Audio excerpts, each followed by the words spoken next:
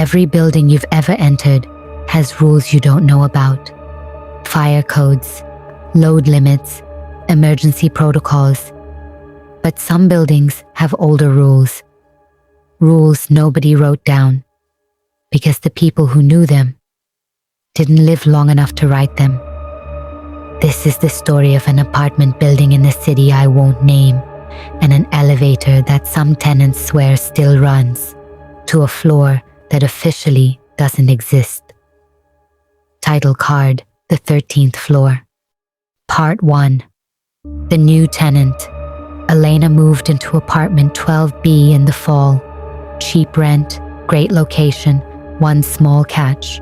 The building's elevator panel skipped from 12 straight to 14. Superstition, the landlord told her. Old building, old owners. No 13th floor. Never has been. She didn't think about it again. Not for the first few weeks. Then the noises started. Every night, around 1 a.m., she'd hear footsteps in the hallway outside her door.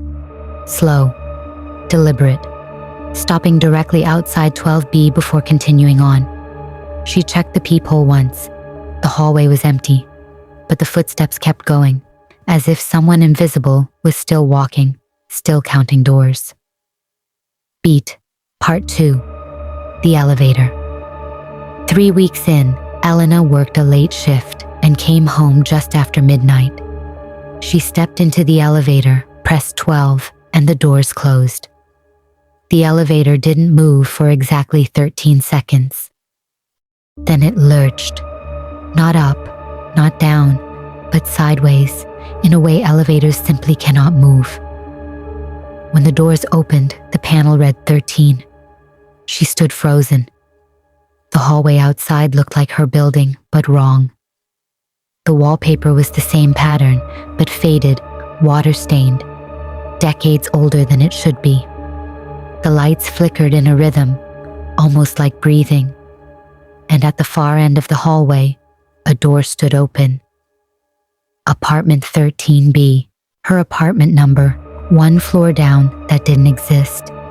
Part 3, 13B. She didn't step out. Every instinct told her not to, but the elevator doors wouldn't close. She pressed the button 12 times. Nothing. Then, from apartment 13B, a voice called out. Familiar, warm. It called her name, not hey or hello.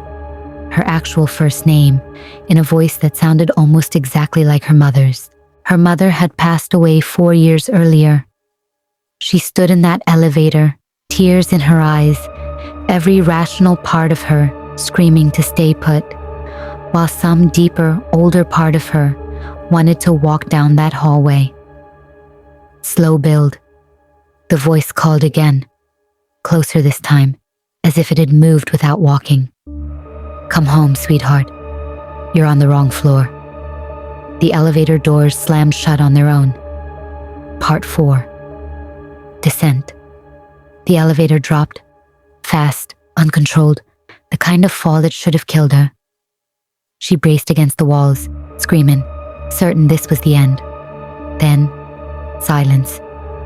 A gentle stop. The doors opened. Floor 12, her hallway, normal wallpaper, normal lights.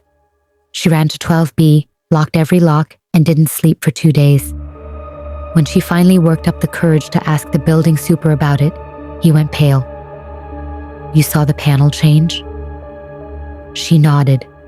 He told her quietly that she wasn't the first. That 3 tenants over the past 20 years had reported the same thing. A 13th floor, a familiar voice, an open door. 2 of those tenants moved out within a week. The third one never came back up. Part 5. The warning.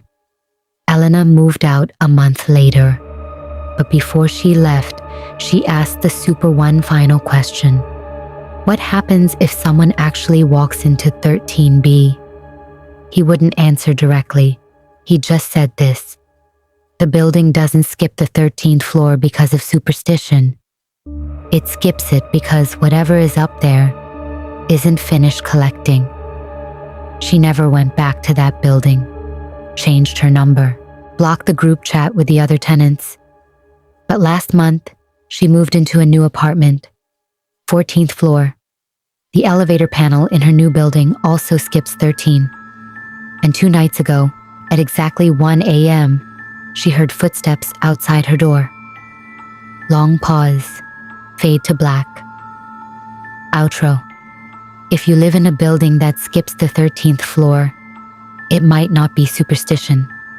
It might be a door that's still open, waiting for someone to knock twice. If this one got under your skin, subscribe. Next week, I'm covering a location even scarier than this one, sent to me by someone who says they still hear the elevator ding at 1 a.m. every single night.